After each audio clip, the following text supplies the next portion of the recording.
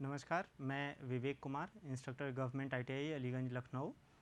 आज मैं आप सभी को व्यवसाय ड्राफ्टमैन सिविल के प्रथम वर्ष में वर्डित टॉपिक कंपास सर्वे के बारे में विस्तृत रूप से बताऊंगा। यह पूरा लेक्चर हम 2 हिस्सों में कवर करेंगे। पहले भाग में हम कंपास के बारे में जानेंगे, उसके प्रकार के बारे में पढ़ेंगे और दूसरे भाग में कंपास के माध्यम से हम कैसे ट्रैवर्सिंग करते हैं उस पर फोकस करेंगे। तो आइए हम अपने पहले भाग के साथ शुरुआत करते हैं और जानने का प्रयास करते हैं कि ट्रैवर्सिंग किसे कहते हैं। ट्रैवर्सिंग एक प्रक्रिया है सर्वेक्षण की, जिसमें हम हॉरिजॉन्टल दूरी को चेन या टेप की मदद से मेज़र कर लेते हैं और साथ ही जो दिशा है उसका ज्ञान हम कंपास का इस्तेमाल करके इकट्ठा कर पाते हैं। तो ट्रैवर्सिंग में ये दोनों ही सूचनाएं अंकित होती हैं, दूरी और दिशा। और दूरी किससे हम मेज़र करते हैं? टेप या चेन की मदद से। दिशा का ज्ञान हम कंपास की मदद से प्राप्त करते हैं। आगे बढ़ते हैं और जानने का प्रयास करते हैं कि ट्रावर्स कितने प्रकार का होता है। मुख्यतः 2 प्रकार का ट्रावर्स हम यहाँ देख पाते हैं। पहला क्लोज्ड ट्रावर्स है। क्लोज ट्रावर्स का मतलब ये है कि सर्वेक्षण के दौरान जो आपने रेखाओं का मापन किया है, माप लिया है, अगर उन रेखाओं से एक बंद बहुभुज बन जाता है तो उसको हम क्लोज ट्रावर्स की श्रेणी में रखते हैं। यह चित्र आपको दिख रहा है कि स्टेशन ए से हमने सर्वेक्षण शुरू किया था, फिर B, C, D, E, F और G, H तक गए। अंत में हम लौट करके स्टेशन A पर आ गए। तो ये कैसा ट्रावर्स है? यह एक प्रकार का क्लोज ट्रावर्स है। वहीं जब दूसरा ट्रावर्स की बात हम करते हैं तो ये ओपन ट्रावर्स आता है। ओपन ट्रावर्स में यह चित्र बंद नहीं होता, कोई बहुभुज नहीं बनता है। अगर हम वास्तविकता में देखें कि क्लोज ट्रावर्स कौन सा होगा, ओपन ट्रावर्स किस केस में आएगा, तो जैसे अगर आपने कोई प्लॉट खरीदा तो प्लॉट का जब सीमांकन करेंगे तो वो एक क्लोज ट्रावर्स फॉर्म होगा। वहीं जब आप किसी रोड रास्ते का सर्वेक्षण करेंगे या ट्रावर्सिंग करेंगे, उसके बारे में सूचनाओं को प्लॉट करेंगे, तो आपको एक ओपन ट्रावर्स कुछ इस तरीके से प्राप्त होगा। मैं दोहरा दूं, ट्रावर्सिंग में क्या होता है, आपको 2 सूचनाओं का अंकन करना पड़ता है, जिसमें दिशा और दूरी दोनों ही लिया जाता है। आगे बढ़ते हैं और देखते हैं कि कंपास क्या होता है, जिससे हम दिशा का निर्धारण कर रहे हैं। कंपास वो होता क्या है? यह एक तरीके का दिशा सूचक यंत्र है, जिसमें एक चुंबकीय सुई होती है जो पृथ्वी का जो चुंबकीय ध्रुव है उसके सापेक्ष आपको दिशा का निर्धारण करके आपको डिग्री में दिशा के बारे में सूचना उपलब्ध कराती है। उसमें आपका बॉक्स होता है, बॉक्स जिसमें वह केस होता है जिसमें वो सुई आसानी से मूव कर पाती है। उस बॉक्स पे में ग्रेजुएटेड स्केल होती है जिस पे डिग्रीज़ में एंगल लिखे होते हैं और साथ ही साथ उसमें एक लाइन ऑफ साइट होती है। लाइन ऑफ साइट 2 प्रकार से कंस्ट्रक्ट की जाती है, उसमें आई वेन और ऑब्जेक्ट वेन की मदद से। कुछ एक कंपास में, जिसको आगे पढ़ेंगे हम, और कुछ एक कंपास में एक तरफ ऑब्जेक्ट वेन और दूसरी तरफ एक प्रिज्म लगा होता है। तो आइए हम अलग अलग तरीके के कंपास के बारे में पढ़ते हैं और जानने का प्रयास करते हैं कि पहला जो कंपास हमारे पास है वो ट्रफ कंपास है। ट्रफ कंपास कैसा होता है? इस चित्र में आप देख पा रहे हैं, कुछ ऐसा ही दिखता है। एक रेक्टेंगुलर बॉक्स में, अगर मैं सटीकता से कहूँ तो एक क्यूबॉइडल बॉक्स होता है जिसके अंदर मैग्नेटिक सुई होती है। इस सुई के एक सिरे पर कुछ इस तरीके से निशान होते हैं, जैसे मैंने यहाँ पर रेड कलर से निशान बना दिया। यह रेड कलर का जो निशान सुई पर जिधर लगा होगा वो नॉर्थ की तरफ इशारा करेगा। इसका मतलब जो चित्र आपके स्क्रीन पर है यहाँ, उसमें नॉर्थ कहाँ है? ऊपर की तरफ है। इस ट्रफ कंपास का एकमात्र जो सबसे बड़ा उद्देश्य है इस्तेमाल करने का, वो नॉर्थ दिशा यानी उत्तर दिशा का अंकन किसी शीट पर करने के लिए हम इस्तेमाल करते हैं। मसलन हमने कोई शीट, अगर मान लीजिए हमने ये ड्राइंग शीट लिया, इस पे हम कोई प्लॉटिंग कर रहे हैं, कोई नक्शा बना रहे हैं और इस पे उत्तर दिशा का अंकन हमें करना है, तो हम ट्रफ कंपास लेंगे और सीधे अपनी शीट पर रख देंगे और इसको क्लॉकवाइज या एंटी क्लॉकवाइज घुमाएंगे। तब तक घुमाएंगे जब तक कि यह जो हमारी सुई है, मैग्नेटिक सुई है, वो एग्जैक्टली 0 पे ना आ जाए। यहाँ पे जो 0 लिखा होगा, अगर वहाँ आ गई तो हमें ये एग्जैक्टली पता चल जाएगा कि वो नॉर्थ दिशा की तरफ इशारा कर रहा है। फिर अंत में हम इस कॉम्पस के नज़दीक से एक सीधी रेखा खींच देंगे, ऊपर एरो बना देंगे और यहाँ पर नॉर्थ लिख देंगे, जो द्योतक होगा कि नॉर्थ दिशा हमारी शीट पर इधर की तरफ है। तो ट्रफ कंपास का इस्तेमाल हम अपनी शीट पर उत्तर दिशा के अंकन के लिए करते हैं। अगला जो कंपास हम आपके सामने चर्चा करेंगे वो सर्वेयर कंपास है। सर्वेयर कॉम्पस दिक्मान यानी कि बियरिंग्स को मेज़र करने के लिए किया जाता है। ये सर्वेक्षण में बहुत ज़्यादा इस्तेमाल होने वाला कॉम्पस है। इसमें इसके बारे में जो फीचर्स है वो मैं आपको बता दूं। इसका जो ग्रेजुएटेड रिंग होता है वो बॉक्स से लगा होता है। इस चित्र में आप देख पा रहे हैं, ये क्या है, आपका पूरा केसिंग है, बॉक्स है, ग्रेजुएटेड रिंग यहाँ पर है, आप देख पा रहे हैं, ये ग्रेजुएटेड रिंग है। ये क्या है, मैग्नेटिक निडल है। मैग्नेटिक निडल वह सुई जो पृथ्वी के मैग्नेटिक ध्रुवों के हिसाब से दिशा का निर्धारण करती है। आप देख पा रहे हैं कि मैग्नेटिक निडल और ग्रेजुएटेड रिंग के बीच में कोई संपर्क नहीं है, दोनों स्वतंत्र हैं। यानी कि जो जो हम यहाँ पे सर्वेयर कॉम्पस इस्तेमाल करने वाले हैं, इसमें मैग्नेटिक नीडल सस्पेंडेड होती है, फ्रीली मूव करती है। जो ग्रेजुएटेड रिंग है हमारे बॉक्स से जुड़ी होती है। ये एक इसका अहम फीचर है। दूसरा अहम फीचर ये है कि इसमें क्वाड्रेंटल बियरिंग मेज़र होती है। क्वाड्रेंटल बियरिंग क्या होती है, वो 0 से 90 अंश के बीच में ही उसका अंकन किया जाता है। रीडिंग कैसे आती है आप यहाँ पर दो चित्र के माध्यम से देख पा रहे हैं। यहाँ पर जो हमारा सर्वेयर कॉम्पस है उस पर किस प्रकार रीडिंग लिखी होती है वो सटीकता से आपको दिखाने का मैंने प्रयास किया है। देखिए, जब नॉर्मली आप दिशा का अंकन करते हैं तो कुछ इस तरीके से करते हैं, north, south, east and west. लेकिन यहाँ पर आप देख रहे होंगे वेस्ट इधर है, ईस्ट इधर है। ऐसा क्यों है? ऐसा इसलिए है, आप दूसरे चित्र के माध्यम से ये बड़े ही आसानी से समझ पाएंगे। ऐसा इसलिए है कि मान लिया कि आपका नॉर्थ इधर था, आपका जो स्टेशन है जिसकी दिशा नापनी है वो कहीं यहाँ पर है। मान लिया ये स्टेशन P है जो यहाँ पर है। अब जब आप इसके मदद से सर्वेक्षण करेंगे तो सबसे पहले जो आई वेन है और ऑब्जेक्ट वेन है, इन दोनों के माध्यम से इस स्टेशन को देखने का प्रयास करेंगे, जो आपके लाइन ऑफ साइट का निर्धारण करेगा। ये जो डॉटेड लाइन आप देख रहे हैं, ये लाइन ऑफ साइट है, इसका निर्धारण करेगा। देखिए, ये लाइन ऑफ साइट इस ऑब्जेक्ट पे आने के लिए किधर घूमेगा? ईस्ट की तरफ घूमेगा। तो आपको उस पर रीडिंग भी तो ईस्ट की तरफ मिलनी चाहिए। तो इस वजह से रीडिंग इधर लिखी होती है ईस्ट, क्योंकि आपको ईस्ट की तरफ देखने के लिए इसको क्लॉकवाइज दिशा में मूव कराना पड़ता है। तो आपको कन्फ्यूजन न हो, रीडिंग अगर इसके हिसाब से अगर हमने यहाँ पर समझा होता कि हमारा जो सर्वेयर कॉम्पस उस पर रीडिंग लिखी होती तो वो हमें गलत दिशा का ज्ञान दे देती। ऐसा इसलिए भी करना ज़रूरी है क्योंकि क्वाड्रेंटल बियरिंग में हम डायरेक्शन का भी अंकन करते हैं। जैसे यहाँ पर अगर मान लिया ये 30 डिग्री है ईस्ट की तरफ, तो इसका अंकन हम कैसे करेंगे? क्वाड्रेंटल बियरिंग इसकी कैसे लिखेंगे? ये लिखा जाएगा नॉर्थ से 30 डिग्री किधर की तरफ? ईस्ट की तरफ। तो यहाँ पे आप देख पा रहे हैं कि हम डायरेक्शन को भी लिख रहे हैं, इसलिए सटीक दिशा का ज्ञान यहाँ पे लिखा होना ज़रूरी है। आगे बढ़ते हैं और समझते हैं जो दूसरे प्रकार का कॉम्पस है वो हमारे पास प्रिज्मेटिक कॉम्पस होता है। प्रिज्मेटिक कॉम्पस सर्वेयर कॉम्पस से ज़्यादा एक्यूरेट डेटा देता है। ये इससे रीडिंग लेना ज़्यादा आसान होता है। यहाँ पे आप देख पाएंगे ऑब्जेक्ट वेन ये किधर की तरफ होगा? आपके स्टेशन पे लगे हुए रेंजिंग रॉड की तरफ होगा। यहाँ पर एक प्रिज्म लगा होता है और प्रिज्म की मदद से आप लाइन ऑफ साइट का निर्धारण कर सकते हैं। मतलब आप ऑब्जेक्ट वेन और रेंजिंग रॉड को भी देख सकते हैं। साथ ही साथ यहाँ पर जो ग्रेजुएटेड रिंग है उस पे आ रही रीडिंग को भी आप एक ही समय पढ़ सकते हैं। ये खास बात है प्रिज्मेटिक कॉम्पस की।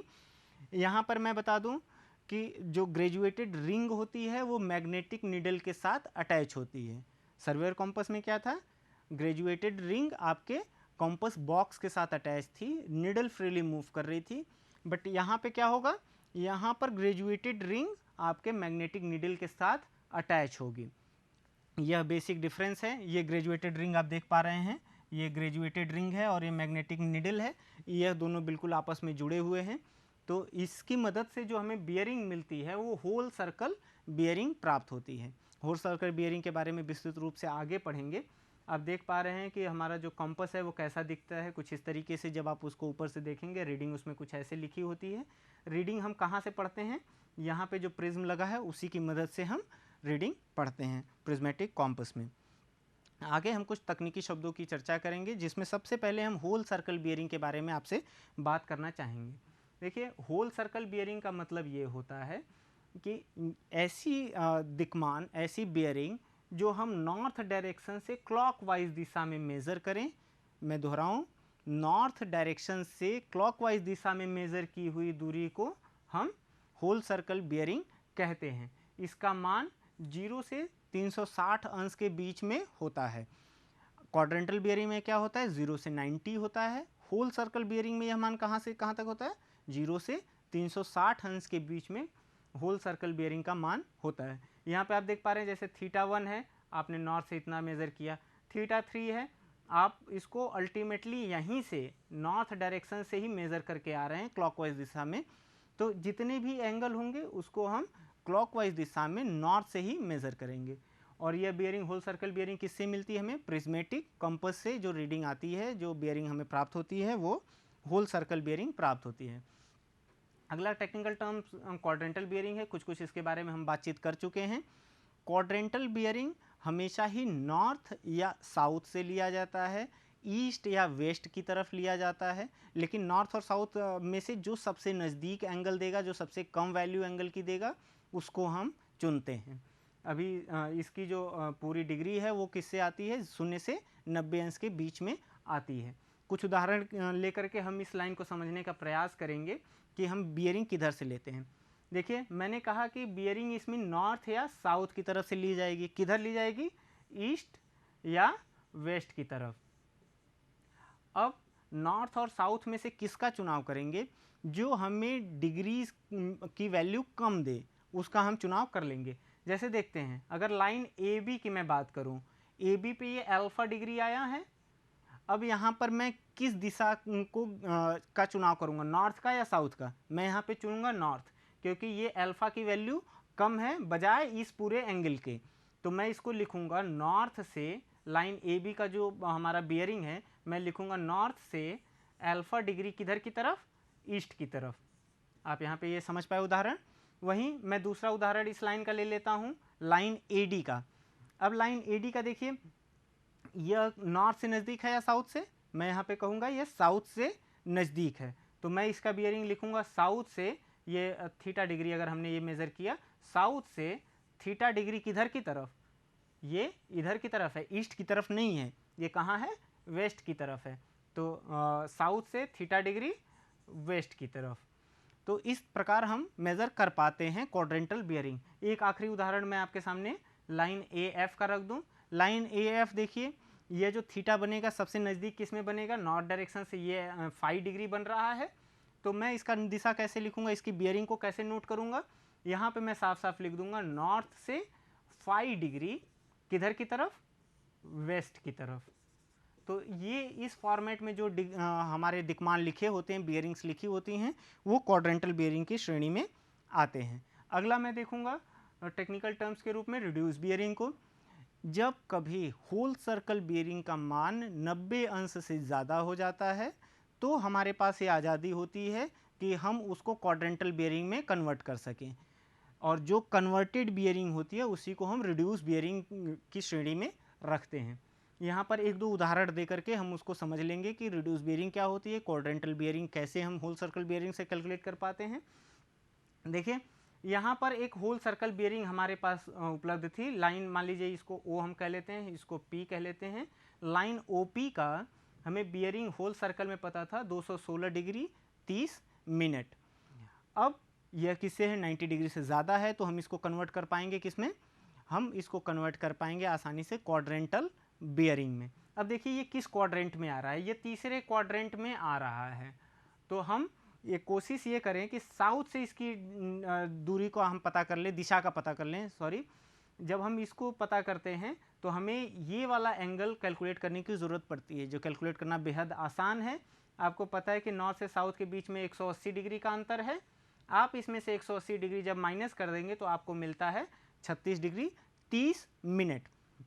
लिखते कैसे हैं, ये वाला जो एंगल है वो कितना है, 36 डिग्री 30 मिनट है। लिखेंगे कैसे, हम इसको लिखेंगे साउथ से 36 डिग्री 30 मिनट किधर की तरफ, वेस्ट की तरफ। तो यह जो वैल्यू है ये क्या कहलाएगा, हमारा रिड्यूस बियरिंग कहलाएगा। यहाँ पे एक शब्द का मैं फिर से चर्चा कर दूँ, मिनट और सेकंड क्या होता है। देखिए, 1 डिग्री में होता है 60 मिनट और 1 मिनट में होता है 60 सेकंड्स। तो आपको ध्यान में रखना है जब भी बियरिंग आप कैलकुलेट करें तो डिग्री, मिनट और सेकंड के बारे में भी अपने दिमाग में बातें रखें। दूसरा उदाहरण मैं यहाँ पर एक और आपके सामने रख दूँ। यह कोई आपके पास होल सर्कल बियरिंग है, लाइन इसको ओ मान लिया, इसको पी मान लिया, तो लाइन ओपी का होल सर्कल बियरिंग है 285 डिग्री 30 मिनट। इसको जब आप रिड्यूस बियरिंग में करेंगे तो देखिए ये क्वाड्रेंट 4 में लाई करता है। तो हम कोशिश क्या करें, हम कोशिश करें कि ये वाला एंगल पता कर लें, क्योंकि देखिए जब आप इधर से साउथ से जाएंगे तो ये दिशा ज़्यादा होगी, ये डिग्रीज में वैल्यू ज़्यादा होगी, ये वाली वैल्यू कम है, तो हम इसको कैलकुलेट करने की कोशिश करेंगे। अब आपको पता है कि यहाँ से यहाँ तक का जो बियरिंग है, डिग्री में एंगल है, वो कितना होता है 270 डिग्रीज होता है। अगर आप 270 डिग्री में 285 डिग्री 30 मिनट में से 270 डिग्री माइनस कर देंगे तो ये मिल जाएगा। और जब 90 में से, अगर मान लीजिए ये थीटा मिल गया, 90 में से इसको माइनस किया तो आपको ये डिग्री प्राप्त होगी। दूसरा तरीका क्या था कि ये पूरा कंप्लीट एंगल है 360 डिग्री, उसमें से जब आप होल सर्कल बियरिंग को माइनस कर देंगे तो आपको ये प्राप्त हो जाएगा 74 डिग्री 30 मिनट। इसको हम कैसे अंकित करेंगे, इसको अंकित करने का पुनः वही आसान तरीका है। दिशा पहले लिखेंगे कि हम रेफरेंस किसको लिए हैं, हम रेफरेंस नॉर्थ को लिए हैं, तो नॉर्थ से 74 डिग्री 30 मिनट किधर की तरफ, वेस्ट की तरफ, ये क्या हो गया, इसका रिड्यूस बियरिंग हो गया। तो इस तरीके से हमने रिड्यूस बियरिंग के बारे में पढ़ा। अब हम ट्रू मेरिडियन के बारे में जान लेते हैं। हालांकि मैंने मेरिडियन के बारे में पिछले सेगमेंट में बताया था आपको जब हम सर्वे का इंट्रोडक्शन कर रहे थे। यहाँ पर देखिए मेरिडियन होता क्या है एक वास्तविकता में। हमारे पास दो पोल है, ये नॉर्थ पोल है, ये साउथ पोल है। इन दोनों पोल्स और पृथ्वी पर कोई पॉइंट, मान लिया हमने यह पी पॉइंट है, पृथ्वी की सतह पे कोई पॉइंट और दोनों पोल्स से कोई प्लेन पास करे, कोई एक आभासी सतह हम पास कराते हैं, इमेजिनरी प्लेन। तो उस प्लेन पर हमारे पृथ्वी की सतह के वजह से जो लाइन बनती है उसको हम मेरिडियन बोलते हैं। और कॉम्पस सर्वे में यह क्यों बहुत ज़्यादा महत्वपूर्ण हो जाता है, इसका इंपॉर्टेंस क्यों बढ़ जाता है, क्योंकि जब कभी आप मेरिडियन लाइन जितनी भी हैं उस पर आप अपना कॉम्पस रखेंगे तो सटीकता से वो उत्तर और दक्षिण दिशा को दर्शाएगा। मसलन अगर मैं यहाँ पे कॉम्पस रखूँ तो ये कॉम्पस मुझे इस तरीके से कोई डायरेक्शन दिखाएगा और यहाँ पर क्या दिखाएगा, नॉर्थ। यानी कि मेरिडियन जो भी होता है, मेरिडियन पे कॉम्पस रखने पर वो हमें ट्रू दिशा के बारे में जानकारी मुहैया कराता है, उपलब्ध कराता है। अब इस ट्रू मेरिडियन के सापेक्ष अगर हम किसी लाइन का हॉरिजॉन्टल एंगल यानी कि क्षैतिज कोण का मापन करते हैं तो उसको हम ट्रू बियरिंग के श्रेणी में रखते हैं। यहाँ पर आप इन दोनों टर्म्स को समझ चुके हैं। आगे बढ़ते हैं, जानने का प्रयास करते हैं कि मैग्नेटिक बियरिंग किसे कहते हैं। मैग्नेटिक बियरिंग वह दिशा का अंकन है जो हमारे चुंबकीय सुई द्वारा दर्शाया गया है। मतलब हम कहीं पे जैसे आप जहाँ पर भी इस समय बैठे हैं वहाँ पे अगर कोई कॉम्पस लेंगे, उससे आप दिशा देखेंगे तो यहाँ पे कहीं नॉर्थ आएगा और कहीं पे साउथ आएगा, ये पिवट पॉइंट है। तो जो भी आपका मैग्नेटिक सुई दिशा का अंकन कर रही है वो कौन सा मेरिडियन कहलाएगा, आपका मैग्नेटिक मेरिडियन कहलाएगा, यानी कि चुंबकीय याम्योत्तर कहा जाएगा। और इस चुंबकीय याम्योत्तर के सापेक्ष अगर हम कोई क्षैतिज कोण किसी लाइन का मेज़र करते हैं, नापते हैं, तो वो कोण हमारा मैग्नेटिक बियरिंग की श्रेणी में आता है। तो इस प्रकार हमने देखा कि मेरिडियन, ट्रू मेरिडियन क्या होता है और मैग्नेटिक मेरिडियन क्या होता है। मैं एक बार दोहरा दूँ, ट्रू मेरिडियन हमारे मेरिडियन लाइन की वजह से पे जो दिशा का अंकन होता है और उसके सापेक्ष जो बियरिंग मेज़र करते हैं उसको हम अपना मेरिडियन की श्रेणी में रखते हैं। और उसके बाद जो हमारा चुंबकीय सुई दिशा का निर्धारण करती है उससे जो हम लोग बियरिंग मेज़र करते हैं उसको मैग्नेटिक बियरिंग की श्रेणी में रखते हैं। आगे देखते हैं कि फोर बियरिंग किसे कहते हैं और बैक बियरिंग किसे कहते हैं। यह समझने के लिए आपको सबसे पहले सर्वेक्षण की दिशा का निर्धारण करना आवश्यक है। जैसे मैंने यहाँ पे एक चित्र आपके सामने रखना चाहा है, इसमें 3 स्टेशन है, स्टेशन ए, स्टेशन बी और स्टेशन सी। ये 3 स्टेशन है, हमें इस सभी स्टेशनों पे बेयरिंग मेज़र करनी है, यानी हॉरिजॉन्टल एंगल मेज़र करनी है। लेकिन हम शुरुआत में किस चीज़ का चुनाव करेंगे कि हमारी सर्वेक्षण की दिशा क्या होगी। मसलन हम ए से बी और सी की तरफ जाना चाहेंगे या सी से बी और फिर ए की तरफ आना चाहेंगे, ये स्वेच्छा से हम चुनाव कर सकते हैं। लेकिन एक बारी जब हमने अपनी सर्वेक्षण की दिशा का निर्धारण कर लिया तो जो भी एंगल, जो भी बियरिंग हम अपनी सर्वेक्षण की प्रगति की दिशा में मेज़र करेंगे उसको फोर बियरिंग कहेंगे। और अगर उसके विपरीत सर्वेक्षण की दिशा जो हमने निर्धारित की है, अगर उसके विपरीत दिशा में अगर हम किसी बियरिंग का माप लेंगे तो वो कहा जाएगा बैक बियरिंग। अब यहाँ पर हम समझते हैं जैसे हम ए से बी की तरफ और फिर सी की तरफ जाएंगे, ये हमने अपने सर्वेक्षण की दिशा का निर्धारण कर लिया। अब देखिए हम स्टेशन ए पर खड़े हैं, अपने कॉम्पस से स्टेशन बी की दिशा का माप लेने का कोशिश कर रहे हैं, उसका अंकन करने का प्रयास कर रहे हैं। मान लिया यहाँ पे हमें स्टेशन बी यानी कि लाइन ए बी का जो हमें एंगल मिला है वो θ1 डिग्री मिला है। ये θ1 डिग्री क्या होगा, लाइन ए बी का फोर बियरिंग होगा। क्यों होगा, क्योंकि ये हमारे सर्वेक्षण की दिशा में ही है। फिर दोबारा जब हम स्टेशन बी पर पहुंचेंगे और लाइन बी सी का जब हम डिग्रीज में मेज़र करेंगे डायरेक्शन, दिशा, तो जो हमें ये θ2 एंगल मिल रहा है यह फिर से लाइन बी सी का फोर एंगल कहा जाएगा। ठीक है, अब देखिए ऐसा इसलिए क्योंकि ये हमारे सर्वेक्षण की ही दिशा में है। लेकिन अगर हम यह प्रयास करेंगे कि स्टेशन बी पर खड़े होकर के लाइन ए बी का बियरिंग हम कैलकुलेट करें, दिक्मान कैलकुलेट करें, तो जो एंगल आएगा यानी कि ये वाला एंगल आएगा, इसको हम क्या कहेंगे, बैक बियरिंग की श्रेणी में रखेंगे। मैं इसको पुनः दोहरा दूं, सर्वेक्षण की दिशा में मापा गया कोण फोर बियरिंग की श्रेणी में आता है और सर्वेक्षण की दिशा के विपरीत अगर हम कोई कोण मापते हैं किसी लाइन का तो वो किस में आता है, हमारा बैक बियरिंग में आता है।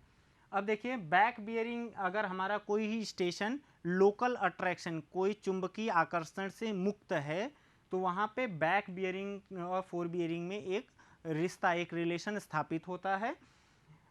अगर हमारी फोर बियरिंग की वैल्यू 180 डिग्री से कम है, जैसे ये जो उदाहरण हमने लिया था, यहाँ पे आपको दिख रहा है कि θ1 की वैल्यू 180 से कम है। अगर ऐसा होता है, फोर बियरिंग का वैल्यू 180 से कम होता है, तो बैक बियरिंग बराबर होता है फोर बियरिंग प्लस का 180 डिग्री। उसी तरीके से बैक बियरिंग, अगर फोर बियरिंग हमारा 180 से ज़्यादा होगा तो बैक बियरिंग का मान क्या हो जाएगा, फोर बियरिंग माइनस 180 डिग्रीज। एक उदाहरण के माध्यम से हम फोर बियरिंग और बैक बियरिंग कैलकुलेट करके देखेंगे। ये बड़ा ही सरल उदाहरण मैंने लिया, इसके माध्यम से आपको फोर बियरिंग और बैक बियरिंग के बीच में रिश्ता भी समझ में आ जाएगा, इसकी इंपॉर्टेंस समझ में आ जाएगी। और अगले भाग में जब हम लोग एक बढ़िया कैलकुलेशन कर रहे होंगे तो वहाँ पर ये आपके लिए मददगार साबित होगा। देखिए हमने यहाँ पे 3 पॉइंट्स का चुनाव किया, स्टेशन ए, स्टेशन बी और स्टेशन सी का चुनाव किया है। क्वेश्चन में हम ये कह रहे हैं कि लाइन ए बी का हमें बैक बियरिंग कैलकुलेट करना है। यहाँ पर देखिए लाइन ए बी का फोर बियरिंग हमें पता है कितना, 65 डिग्री 65 डिग्री 30 मिनट, ये हमें four bearing line A B का पता है।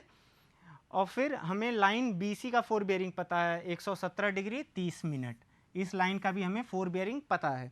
हमें क्या कैलकुलेट करना है, हमें कैलकुलेट करना है लाइन ए बी का बैक बियरिंग। ठीक है, अब हमें यह देखने की ज़रूरत होगी कि जो हमारा स्टेशन ए पर फोर बियरिंग लाइन का है, लाइन ए बी का, वो कितना है, वो कितना है हमारे पास 65 डिग्री 30 मिनट। आप इस अंक से देख पा रहे हैं कि ये क्या है, लेस देन है 180 डिग्री से, मैंने यहाँ पे लिख दिया है। जब यह 180 डिग्री से कम है तो हम पहला वाला फार्मूला यानी सूत्र इस्तेमाल करेंगे, जिसमें बैक बियरिंग बराबर क्या होगा, फोर बियरिंग प्लस का 180 डिग्री। अब देखिए जब इस वैल्यू को हम यहाँ रख देंगे तो बैक बियरिंग बराबर क्या हो जाएगा, ये साधारण कैलकुलेशन है, 65 डिग्री 30 मिनट प्लस का 180, जब जोड़ देंगे तो ये करीब 245 डिग्री 30 मिनट आएगा। एक सरल उदाहरण से आपने बैक बियरिंग और फोर बियरिंग के बीच में रिश्ता भी समझा और यह भी समझने का प्रयास किया कि अगर आपको फोर बियरिंग दी हुई है और आपसे यह कहा गया है कि जो आपके स्टेशंस है वो किसी चुंबकीय आकर्षण से मुक्त हैं, तो वहाँ पर आसानी से आप इन फार्मूलों का इस्तेमाल करके आप बैक बियरिंग कैलकुलेट कर सकते हैं। यद्यपि इस क्वेश्चन में मैंने कहीं नहीं जिक्र किया कि जो स्टेशंस हमारे ए बी और सी हैं ये चुंबकीय आकर्षण से मुक्त हैं, लेकिन नहीं लिखा है तो आप ये मान लेंगे कि उसमें चुंबकीय आकर्षण का कोई रोल या कोई भागीदारी नहीं है।